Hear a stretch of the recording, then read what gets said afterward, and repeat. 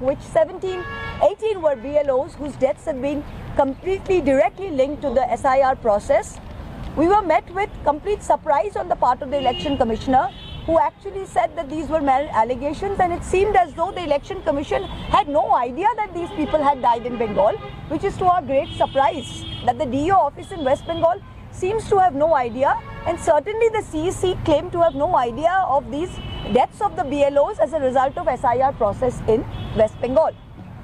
Then we moved on to the 5 questions. The 5 questions are very relevant, and the first question, as Shatabi said in Bengali, I will mention, is if it is indeed that you are trying to weed out infiltrators.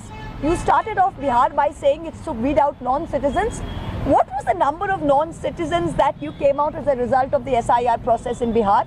What was that number? You said it was lakhs and lakhs and lakhs. We do not know of even one non-citizen which was documented in the press media or in online media about non-citizens in the state of Bihar. Similarly, in Bengal, if infiltration is the issue, other states such as Tripura and Meghalaya share a border with Bangladesh. If you're talking of Rohingya infiltration, other states apart from Bengal share a common border with Myanmar. Why is SIR not being done there? Most important, in Assam, why is only a special revision being done and not a special intensive revision? It's because Bihar was only the trial and Bengal is the asli picture. The second point is that you keep talking about cleaning up of the electoral rolls, and the ECI says by its own admission that the previous electoral rolls are not trustworthy. If that's the case, then the entire Lok Sabha should be dissolved. Every election which has been done from 2002 till today is not valid, because by your own admission the rules are not valid. This doesn't make sense. Is this an exclusion process or an inclusion process? The third point which I've touched on is what is happening now is you have imposed, again, self-imposed this completely arbitrary deadline of 30 days between 4th November and 4th December. You have picked up teachers, part-time teachers, and enlisted them as BLOs who are under tremendous pressure in rural areas to do enumeration forms. The average number of forms that they have to upload per day in my district, for example, now stands at 125 to 150. In a place where you don't have continuous Wi-Fi network, after finishing a full day's work, if a BLO is supposed to upload 125 forms onto a server which is down for 8 hours, day before yesterday the server was down from 11 PM till all of yesterday. After you complete a form, they're saying please fill it again. No technical glitches have been solved by the Election Commission, as a result of which BLOs are under tremendous pressure, and the Election Commission unfortunately has the blood of 17 BLOs and 30 other normal citizens on their hands. The fourth point we're talking about is the Election Commission says we are neutral, we are not working for any party. I'm sorry, sir, we can't believe that. No logical person can believe that, because when we raise any issues, you don't reply to a single letter that we have sent from the 25th of October, whereas first you sent us a notification saying BLOs can only be from that booth. The BJP in Bengal does not have booth level workers in every booth. So the BJP petitioned the Election Commission, as a result of which the Election Commission changed the notification and said you can have people from other booths. So when the BJP wants something to be done, you see the Election Commission is only too happy to do it. When we want something done, it falls on deaf ears. The last one is the most malleable process. We saw how in Bihar, 1.8 lakh Jivika Didis who were giving out the 10,000 rupee dole of the government as well as acting as Election Commission's workers. They are doing a dual role.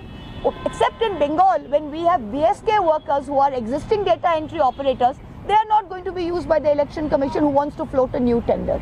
So this dichotomy, this double standards that is there for the BJP ruled states and for Bengal is something very important. The Election Commissioner at the end brought out something which is very important for all of you to note. He said, Trinamool Congress, do you want a clean roll or not? We said, of course we do. He said only 4 categories of people are going to go as a result of SIR. 1 is dead, 2 is permanently shifted, 3 is non-citizens, and 4 is duplicate. So dead, permanently shifted, duplicated, non-citizens. What is very important to note is existing law already exists in the case of 1 death form number 7 exists already in the rules to exclude someone. Number 2, permanently shifted. Form number 8 already exists to exclude the permanently shifted. Number 3, duplication that he is talking about. Today there is no deduplication software in Bihar. Over 15 lakh voters were supposed to be duplicate voters who were not weeded out. They do not have deduplication software. So how is he telling us that he will take out duplicate voters? The 4th, he says only citizens can be allowed to vote.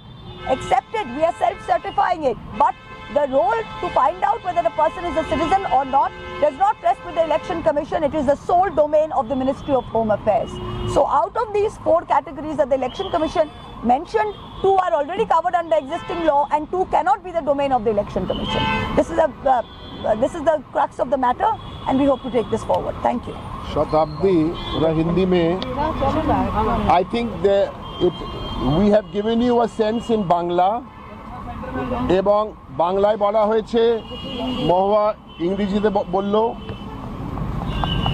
Please understand, the All India Trinamool Congress is not opposed to the concept of SIR. We are strongly opposed to the unplanned manner, completely unplanned